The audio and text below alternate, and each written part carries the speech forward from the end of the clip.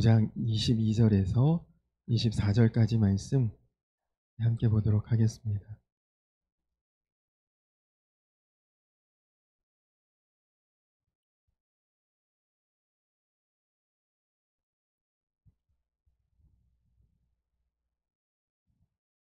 갈라디아서 5장 22절로 24절까지 말씀입니다.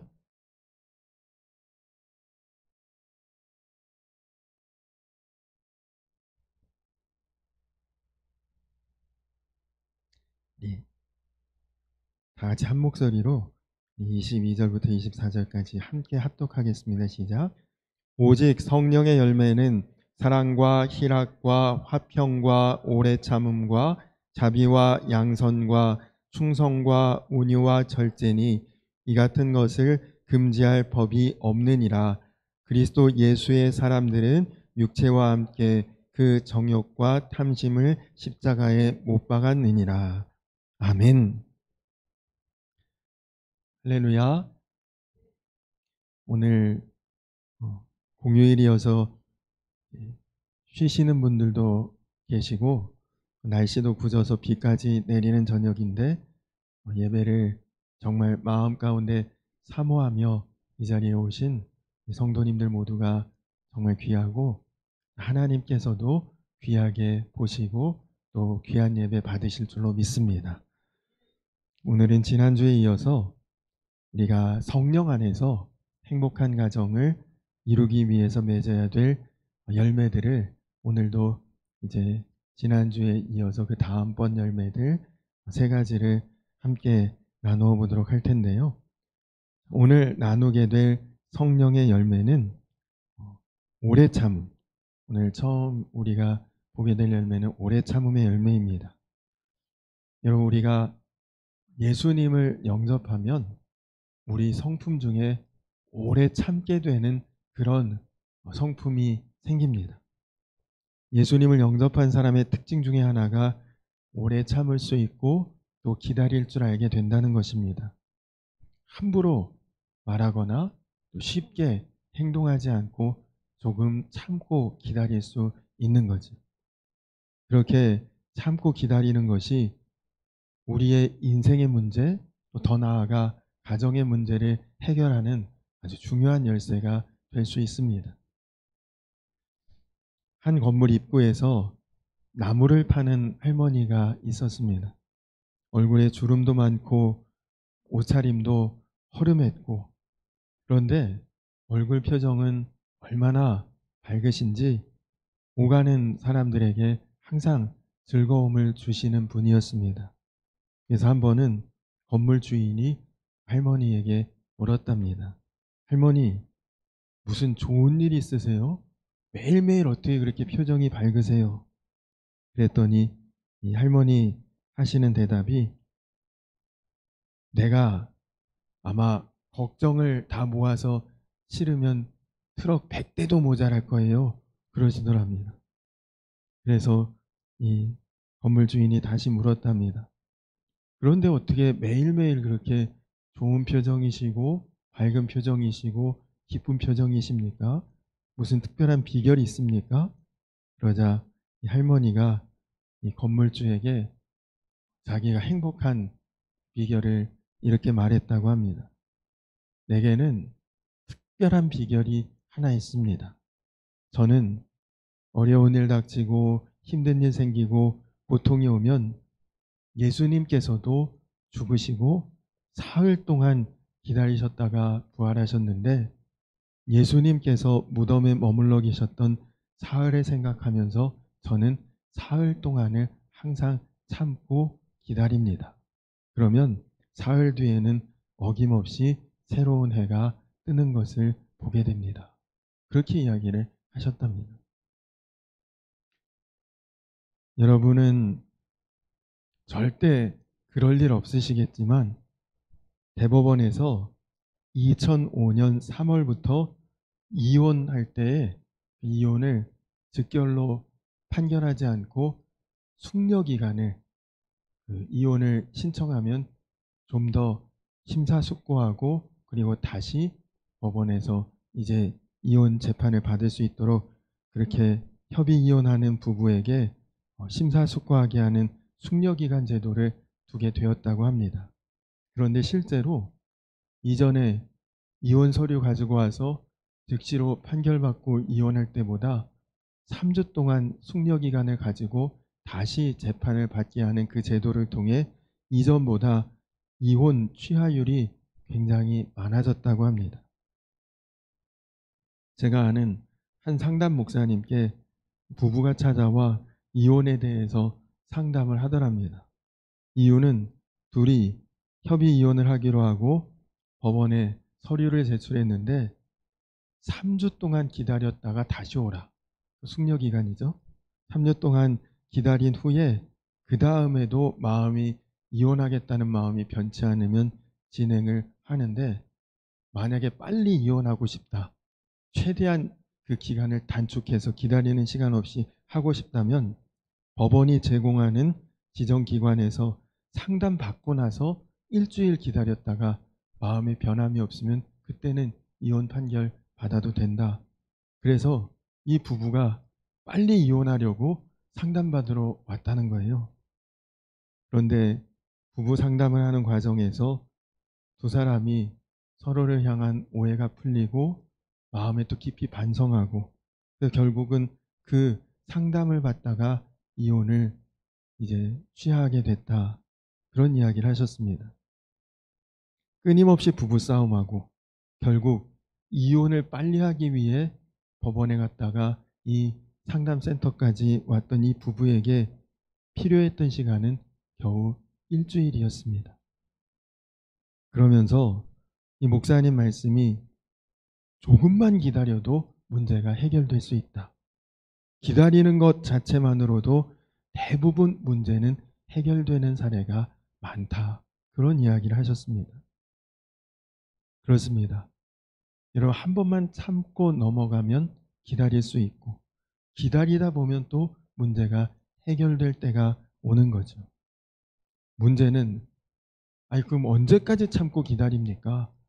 그게 이제 우리 생각에는 무한정 기다릴 수는 없잖아요. 방금 앞에서 설명드린 그 부부 상담할 때 아내 되시는 분이 이런 말을 했대요. 선생님, 저 오래 참았어요. 더 이상 기다릴 수 없어요. 언제까지 기다립니까? 이런 이야기를 상담 중에 했답니다. 여러분, 우리가 참는 것은 당연히 참을 수 있는데 언제까지 참아야 되냐? 얼마나 더 기다려야 되냐? 성경이 말하는 오래 참는다는 뜻은 끝까지 참으라는 이야기입니다. 반드시 하나님이 해결해 주실 줄로 믿고 하나님이 해결해 주실 때까지 참는 그것이 오래 참는 것입니다. 하나님께서 우리를 보실 때, 성도들을 보실 때 여러분, 우리가 얼마나 잘 참는가를 하나님은 굉장히 중요하게 보십니다. 그래서 하나님께서 사실 우리의 아픔, 어려움, 또 괴로움, 우리의 모든 상황과 형편은 하나님이 누구보다 잘 아시고, 그리고 누구보다 더 분명히 하나님은 해결하실 수 있는 하나님이십니다. 그런데도 하나님은 우리가 그 아픔과 고통과 어려움 중에 거하는 것을 그냥 보고 계십니다. 그 문제 가운데 계속 있도록 그냥 허락하고 계시는 거죠. 그냥 더 두고 보십니다. 왜냐? 그 기간 동안 우리가 더 기도할 수 있도록, 더 기다릴 수 있도록, 그러면서 우리 스스로 더 성숙해질 수 있도록 하나님이 우리를 기다리게 하시고 참게 하신다는 것이죠. 여러분, 누가복음 8장에 보면 사람에게 4가지 마음밭이 있다고 합니다. 길가, 돌밭, 가시밭, 좋은 밭. 이 4가지의 마음이 있는데, 그런데 이 4가지 마음밭 중에 좋은 밭과 같은 마음이 30배, 60배, 100배로 열매 맺는 밭이다. 그런 말씀을 하셨죠. 근데 여러분, 이 좋은 밭은 어떤 밭입니까? 말씀 중에 보니까 이렇습니다. 좋은 땅에 있다는 것은 착하고 좋은 마음으로 말씀을 듣고 지키어 인내로 결실하는 자니라. 오래 참을 수 있는 사람이 좋은 밭이라는 것이다. 오래 기다리면 우리는 좋은 열매를 맺는다는 것입니다. 그래서 하나님께서는 특별히 하나님이 쓰실 믿음의 사람들을 오래 참도록 잘 훈련시키셨습니다. 여러분도 아시다시피 아브라함이 75살에 하나님께 부름을 받았죠. 그리고 너로 하늘의 별처럼 바다의 모래처럼 후손을 번성케 하리라 약속하셨는데 75살에 약속한 그 약속의 열매가 25년 지나서 이삭 한 사람으로 이제 그 약속이 시작되지 않습니까? 여러분, 누가 약속하고 25년 뒤에 약속 지킨다. 그것도 지킨다면 대단하지만 그 약속을 기다린다는 것 자체가 웬만한 사람이 할 수 없는 일이죠. 모세 같은 사람도 하나님께서 40년 기다리게 하신 뒤에 그를 출애굽의 지도자로 하나님이 사용하신 것이죠. 40년 동안 기다림의 훈련을 받은 것입니다. 다윗도 마찬가지고 그가 어린 소년일 때 너 왕 될 거야 기름 부음 받았지만 그가 왕이 된 때는 훨씬 많은 세월이 지난 뒤였습니다.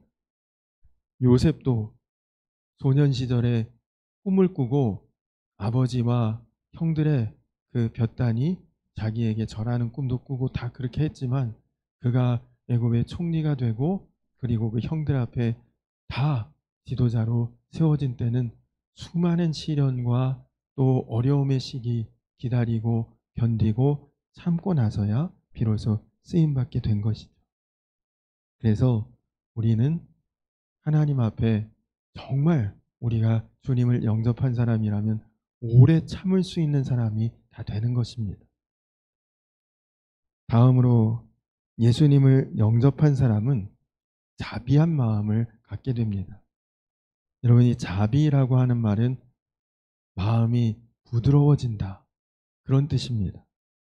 예수님을 영접하면 성령께서 우리 안에 굳은 마음, 강팍한 마음 제거하시고 부드러운 마음으로 우리를 바꾸어 주시고 다루어 주신다는 것입니다.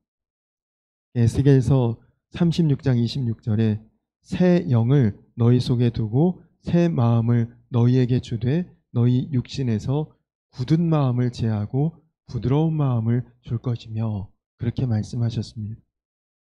그러니까 여러분이 여러분 안에 성령의 임재가 있고 내주하심이 있는 사람은 그 마음이 부드러운 사람이 되는 것입니다. 아내가 먹고 사는 양식이라는 글이 있습니다. 박정원이라는 분이 쓰신 글인데 낮엔 해처럼 밤엔 달처럼 이라는 그 소책자에 나온 글인데요. 제가 한번 읽어드리겠습니다.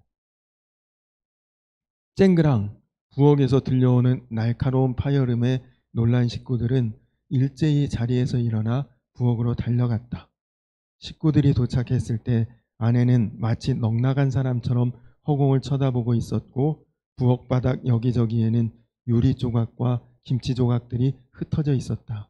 저녁 식사를 준비하던 아내가 또다시 일을 벌인 것이다. 남달리 조심성이 없었던 아내에게는 이 일이 그리 특별한 일이 아니었다. 아내는 때때로 물을 틀어놓은 채 외출을 해서 집안을 온통 물바다로 만드는가 하면 빨래를 삶겠다고 불 위에 올려놓은 채 잠이 들어서 빨래를 새까만 숯덩이로 만들기도 했다. 어디 그뿐인가 언젠가는 문을 열어놓고 장을 보러 갔다가 집안의 귀중한 물건들을 모두 도둑맞은 일까지 있었다. 이런 일이 반복되면서 가족들은 아내에게 짜증을 내기 시작했다. 그날도 가족들은 아내를 향하여 짜증 섞인 불평을 쏟아부었다. 먼저 어머니가 입을 여셨다. 아니, 너는 한두 번도 아니고 이게 도대체 뭐 하는 짓이냐? 몇 번 큰 실수를 해서 낭패를 봤으면 정신 좀 똑바로 차리고 해야지. 이렇게 매일 일을 벌이면 식구들이 불안해서 어떻게 살라는 거냐 도대체. 어머니의 이런 모습을 보고 있는 나 역시 마음이 편치 않았다. 부모님을 모시고 살면서 조심성 없이 행동해서 늘 집안을 시끄럽게 만드는 아내가 밉고 야속하기만 했다. 홧김에 나 역시 아내의 상처받은 마음에 고통을 더했다. 당신은 도대체 무슨 정신으로 사는 사람이야? 정신을 어디다 두고 살기에 매일 이렇게 일이 벌어지냐고. 아무리 이렇게 말썽을 부릴 거면 차라리 아무 일도 하지 말고 가만히 방구석에 틀어박혀 있어. 다음날 아침에 나는 그 어느 때보다 침울해 보이는 아내를 뒤로 한 채 불편한 마음을 안고 직장을 향해 차를 몰았다. 차를 몰고 가면서도 의기소침해 있는 아내의 모습이 머릿속에서 떠나질 않았다. 그런데 바로 그 순간 라디오에서 마치 고압 전류에 감전된 듯이 나를 전율케 하는 한마디의 말씀이 내 귓전을 때렸다. 아내는 남편의 사랑을 먹고 사는 존재입니다. 남편의 사랑을 받아야 행복할 수 있는 존재가 바로 아내입니다. 매일 아침 9시 30분에 극동방송에서 방송되는 말씀이었다. 다른 사람보다 출근 시간이 늦었던 나는 늘 차 안에서 그 방송을 들어왔다. 하지만 그날의 말씀처럼 마음에 강하게 부딪혀오는 일은 흔치 않았다. 아내는 남편의 사랑을 먹고 사는 존재라는데 과연 내 아내는 이날까지 무엇을 먹고 살아왔던가? 꽃다운 나이에 장남에게 시집와서 시부모님 모시고 고생고생하며 살아왔는데 내가 아내에게 주었던 것은 과연 무엇인가? 생각이 여기에 미치자 코끝이 찡해왔다. 그리고 눈물이 주책 없이 흘러내렸다. 그날 밤 나는 태어나서 처음으로 꽃을 사들고 집에 들어갔다. 이게 웬 꽃이냐고 묻는 식구들의 모습에 조금 쑥스러웠지만 그날은 아내를 위해서 얼마든지 그 부끄러움을 참을 수 있었다. 부모님께 인사드리고 곧바로 안방에 들어온 나는 나를 따라 들어오는 아내를 왈칵 끌어안았다. 무슨 영문인지 모르는 아내는 나를 밀어내려 했지만 나는 더욱 힘을 주어 아내를 안았다. 그리고 아내의 귓전에 이렇게 속삭였다. 난 정말 당신을 사랑해. 이제까지 당신이 얼마나 힘들었는지 알아. 하지만 이제부터는 내가 당신의 쉼터가 되어줄게. 이 말을 하고 있는 동안 나의 셔츠는 아내의 눈물에 촉촉히 젖어지고 있었다. 여러분, 우리 안에 예수님이 오시면 먼저 가족들을 대하는 나의 마음이 부드러워집니다. 그래서 그런 가정은 행복한 가정이 되지 말래야 안 될 수가 없는 것이죠. 여러분, 가정의 행복은 내가 애써서 내가 노력해서가 아니라 예수님이 그렇게 만들어 주시는 것입니다. 전에 섬기던 교회 장로님 한 분이 계셨는데 제가 그 교회 부목사로 부임한 지 얼마 되지 않았을 때 장로님의 할머니가 요양원에 계신다고 해서 신방을 간 적이 있습니다. 근데 여러분, 그래도 장로님이신데 아무리 연세가 젊어도 그래도 어느 정도 연배가 있으신데 근데 할머니가 요양원에 계신다는 말을 분명히 듣고도 가서 신방하는 내내 저는 할머니가 아니라 어머니라고 자꾸만 착각이 들었습니다. 그런데 나중에 장로님 댁에 신방을 가니 아직 정정하신 어머니가 또 계시더라고요. 이후에 가만히 보니까 장로님의 아내인 권사님, 적지 않은 나이이신데 시할머니, 시어머니 두 분을 다 수발을 들며 모시는 모습이 제가 그 속사정은 다 몰라도 많이 힘드시겠다 그런 생각이 들었습니다.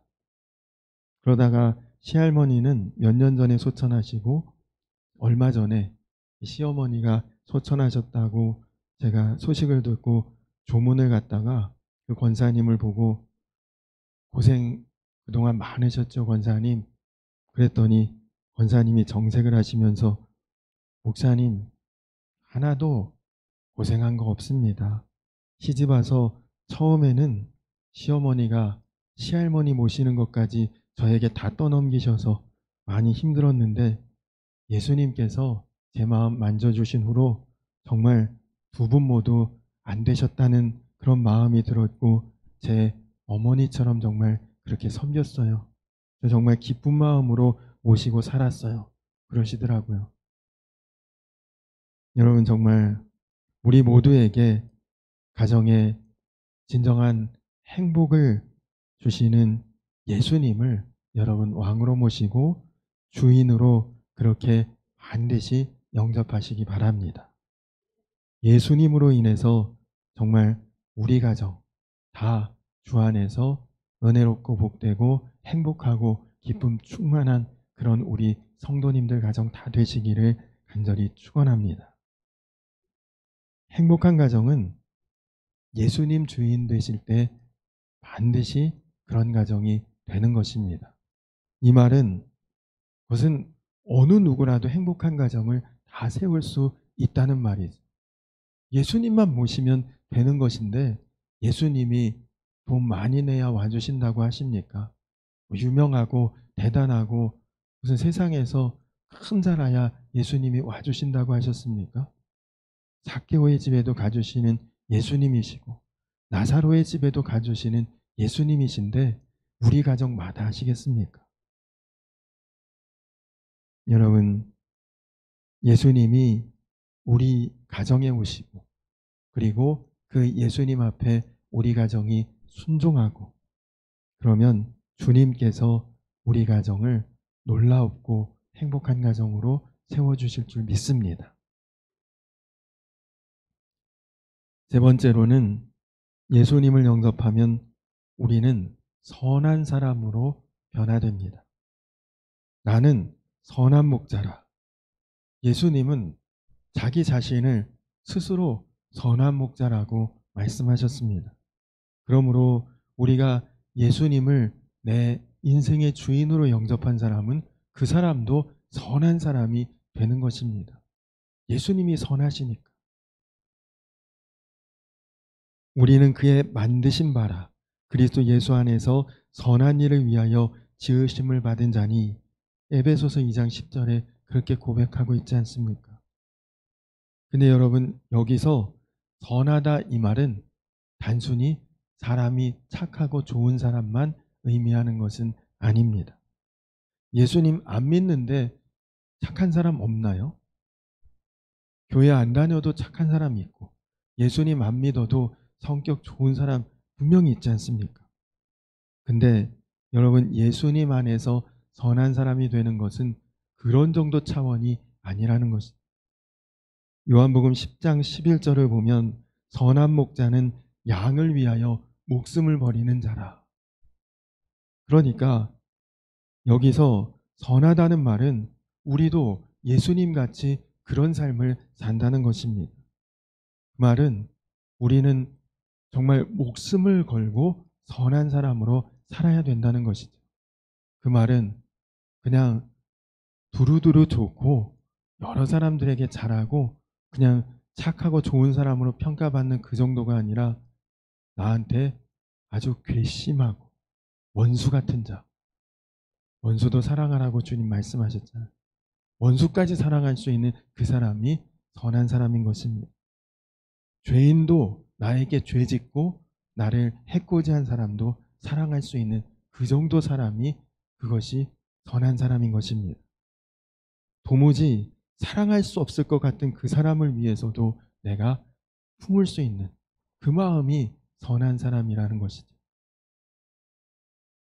그런데 여러분 사람 본성으로 그게 될까요? 여러분 주변에 그 사람 좋은 사람이 착한 사람이야. 그 사람 정말 괜찮아. 그렇게 여러분이 평가하고 바라보는 그 사람 자기한테 해코지하고 못살게 구고 굴고 그리고 정말 나쁜 짓 하는 그 사람까지 사랑할 수 있을까요? 그 사람이? 물론 어쩔 도리 없이 그냥 묵인하고 살 수는 있겠지만 사랑까지 하는 사람은 아마 거의 없을 것입니다. 어느 부부가 가파른 산을 아주 땀을 뻘뻘 흘리면서 올라가고 있었습니다. 근데 아내가 너무 등산하는 게 힘들어서 그랬는지 애교 섞인 목소리로 남편에게 나 좀 한번 조금만 업고 가봐. 그렇게 부탁을 해서 남편도 힘들었지만 남자 체면에 할 수 없이 아내를 업고 그리고 등산을 하는데 등에 업힌 아내가 얄밉게도 이렇게 묻습니다. 여보, 나 하나도 안 무겁지? 나 무거워? 그러자 남편이 아주 힘든 소리로 이렇게 말했답니다. 그럼 무겁지. 얼굴은 철판이지, 머리는 돌이지, 간은 부었지. 이것보다 어떻게 더 무거운 게 있겠냐? 그렇게 남편이 대답을 했대요. 부인이 기분 나빠서 내려달라고 해서 내렸답니다. 정상에 올라갔다 내려오는데 체구가 왜소하고 작은 남편이 내리막길이니까 아내에게 자기를 한번 업어보라 그러더래요. 아내가 기가 막히지만 남편을 업어봤답니다. 거의 죽기 살기로 남편을 업고 아까 받은 모욕 때문에 그렇게 남편을 등에 업고 내려오는데 이 남편이 이번에는 부인에게 약 올리듯 묻더랍니다. 그래도 생각보다 내가 가볍지? 그랬더니 아내가 이렇게 대답하더니 그럼 가볍지. 머리는 비었지. 허파엔 바람 들어갔지. 양심은 없지. 너무 가볍다. 그렇게 이야기를 하더랍니다. 이런 부분 없으시죠, 여기? 우리가 근본적으로 보면 굉장히 자기중심적. 사람은 다 이기적입니다.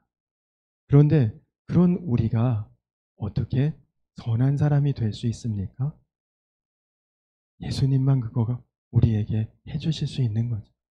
예수님을 영접한 자만이, 그리고 예수님이 그 마음 다스려 주시는 자만이 우리는 선한 사람이 되는 것입니다. 한 목사님의 간증입니다. 목사님이 군대에 있을 때에 내무반에 신병이 하나 들어왔대요. 첫눈에도 지독한 예수쟁이더랍니다. 그 내무반에서는 교회 다니고 좀 신앙심 깊고 그런 사람을 환자라고 불렀는데 이 환자는 아침에 눈 뜨면 기도하고 밥 먹을 때 기도하고 잠잘 때 기도하고 특히 기도할 때 그냥 기도하는 것도 아니고 무릎 꿇고 기도하고 그리고 고개를 앞뒤로 흔들면서 기도하고 그냥 그 하는 꼬라지가 눈에 너무너무 거슬리더래요. 한 번은 비 오는 날 한밤중에 보초를 쓰고 들어왔는데 다 잠자는데 그 환자가 또 침상에서 무릎 꿇고 앉아서 기도하고 있더랍니다. 비도 많이 오고 힘들고 몸은 진흙탕에 다 빠져서 젖어 있고 짜증도 나던 차에 환자가 기도하는 모습을 보니 갑자기 속에서 화가 치밀어 올라서 자기도 모르게 그냥 빗속에 진흙이 잔뜩 묻은 군화로 그 기도하는 환자의 머리를 걷어찼대요. 그리고 욕을 퍼부었답니다. 기도하려면 나와서 교회 가서 하든지 아무도 안 보이는 데서 가서 하든지 화장실에 처박혀서 하라고. 그리고 이제 잠자리에 들었는데 자다가 소변이 마려워서 잠이 깨서 화장실에 가는데 환자가 잠 안 자고 내무반 구석에서 또 뭘 하고 있더랍니다. 또 기도하나 싶어서 이번엔 가서 정말 엉덩이를 걷어 차줄까 하고 슬며시 가봤더니 자기의 그 진흙 묻은 군화를 깨끗이 닦고 약을 발라 광을 내고 있더랍니다. 그리고 뭔지는 모르지만 군화를 닦으면서 자기 이름을 막 부르면서 뭔가를 기도하고 있더래요. 그 순간에 망치로 자기가 머리를 한 대 맞은 것 같더랍니다. 그 다음부터 그 환자를 따라서 환자들 모임에 자기도 나가게 되었고 그 이후로 지금까지 이렇게 살면서 목회자가 되었다. 그 목사님 간증이에요. 여러분, 우리 주변에 선한 사람들이 물론 있죠. 어질고 착하고 정말 누구에게 해를 입히거나 나쁜 짓을 못하는 사람들도 있습니다. 그러나 이런 사람들도 한계는 있습니다. 상대방이 나에게 악하게 나오고 독하게 나오고 그리고 해를 끼치고 그럴 때는 달라집니다. 그런데 여러분, 창세기 마지막 부분에 요셉이 그의 형들을 대할 때 그 모습 여러분들 다 기억나시죠? 형들 때문에 죽을 뻔했고 온갖 고생 다 했고 정말 말할 수 없는 그런 인생의 그 모든 일들을 다 겪고 그의 마음에는 얼마나 한이 응어리가 졌을까요? 두 번 다시 만날 일 없겠지만 만나기만 하면 그거 다 갚아줘야겠다. 내 한 풀어야겠다. 그 생각이 왜 없었겠습니까? 그런데 마침 그 형들을 탁 만났는데 자기는 권세자, 총리가 되었고 형들은 자기에게 도움을 받기 위해 굽실거리며 찾아왔습니다. 동생인 그 요셉이 지금 저 총리구나라는 걸 알았을 때 그 형들이 얼마나 마음에 두려웠겠습니까? 그때 요셉이 말합니다. 두려워 마소서. 내가 하나님을 대신하리이까. 당신들은 나를 해하려 하였으나 하나님은 그것을 선으로 바꾸사 오늘과 같이 만민의 생명을 구원하게 하려 하셨습니다. 인간적으로 보면 나도 당신들에게 복수하고 싶지만 하나님께서 나로 하여금 선행을 행하게 하셨고 하나님이 나와 우리 일가 70여 명 더 나아가 많은 사람을 구원하게 하시려고 나를 이렇게 인도하셨다는 것을 내가 깨달았다. 바로 이것이 성령의 인도하심으로 나타나는 양선, 선한 사람의 모습이죠. 여러분, 이러니까 사람이 달라지고 가정이 바뀌고 그리고 행복한 삶이 되고 행복한 가정이 되는 것 아니겠습니까? 깨어질 가정도 하나 되는 것이고 깨어질 관계도 다시 세워지는 것입니다. 그래서 여러분, 예수님을 제대로 믿으면 인생이 바뀌는 것입니다. 예수님을 온전히 믿으면 가정이 달라지는 것이죠. 사람의 천성은 안 바뀌어 보통 그렇게 얘기하지만 그렇지 않습니다. 예수님을 믿으면 천성 다 바뀝니다. 성품 다 변화됩니다. 주변을 변화시키는 놀라운 삶이 되는 것입니다. 우리나라 초대교회 선교사로 오셨던 분들 중에는 정말 마음이 냉랭하고 강팍하고 그리고 정말 말할 수 없이 그런 마음을 가졌던 분들도 예수님 만나고 마음 변화되고 이역만리에서 생명 걸고 선교사로 사명다하고 순교하신 분들도 있습니다. 또 우리나라 복음의 우리 선조들 중에는 깡패였고 정말 말할 수 없는 죄인이었던 그런 분들도 다 변화되고 새로워지고 하나님 앞에 쓰임받는 분들이 다 되셨습니다.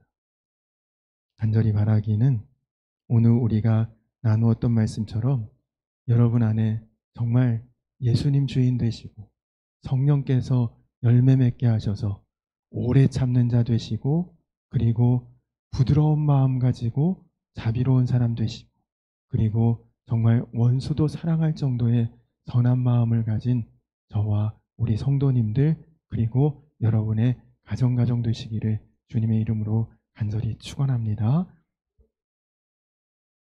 우리 이 시간 다 같이 찬양하고 그리고 기도하고 예배를 마치도록 하겠습니다. 주께 가까이 날 이끄소서. 우리 함께 찬양하고 그리고 함께 기도하겠습니다.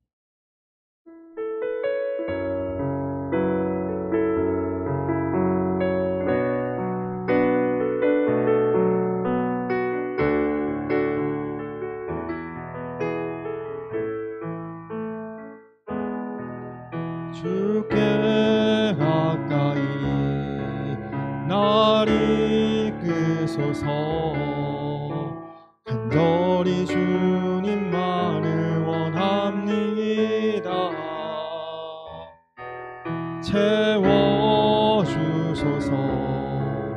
주의 사랑을 진정한 찬양 드릴 수 있도록 주께 가까이 주께 가까이 날 이끄소서. 간절히 주님만을 원합니다. 채워주소서. 주의 사랑을 진정한 찬양 드릴 수 있도록 목마른 나의 영혼 주를 부르니 나의 맘 만져 주소서. 주님만을 원합니다. 더 원합니다.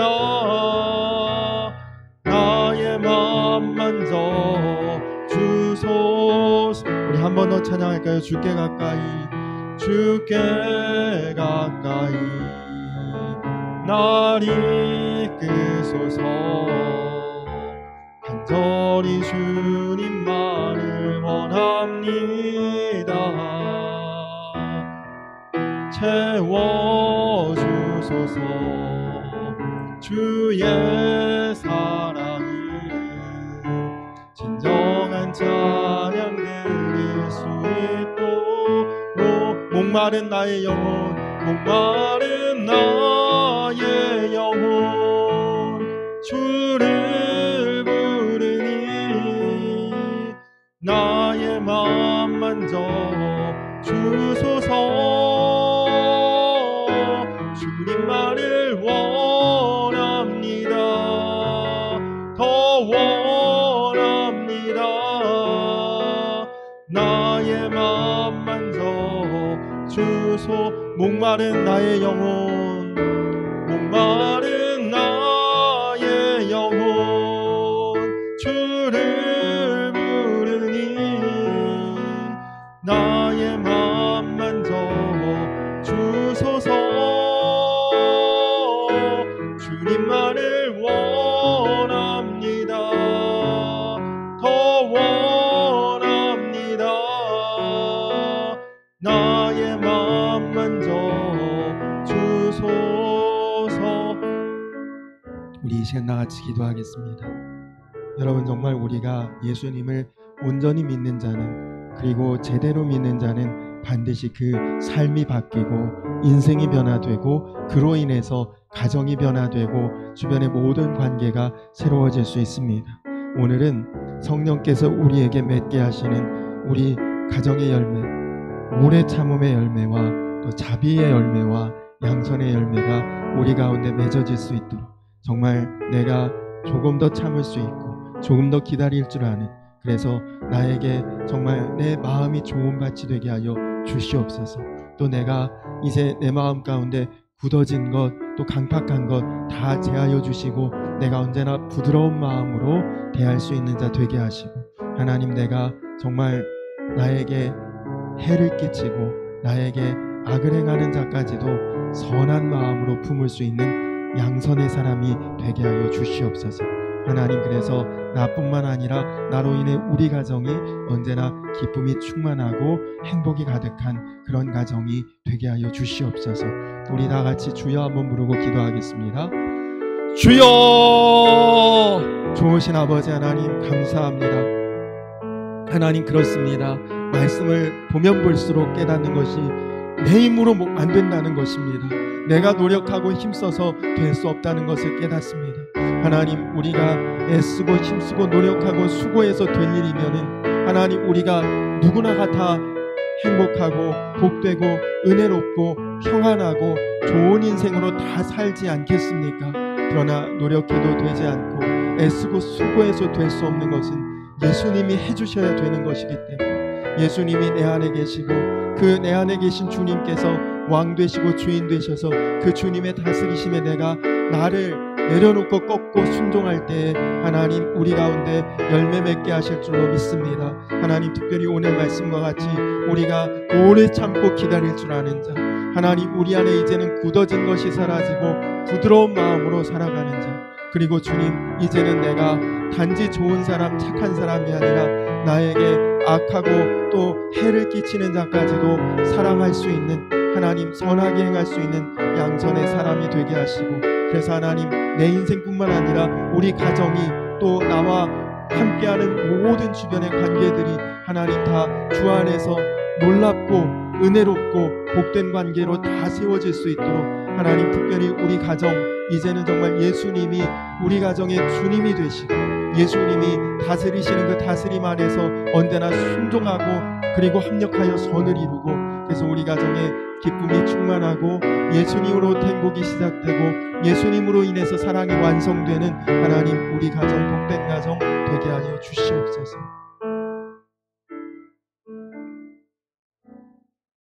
오직 성령의 열매는 사랑과 희락과 화평과 오래 참음과 자비와 양선과 충성과 온유와 절제니 이러한 것을 금지할 법이 없느니라.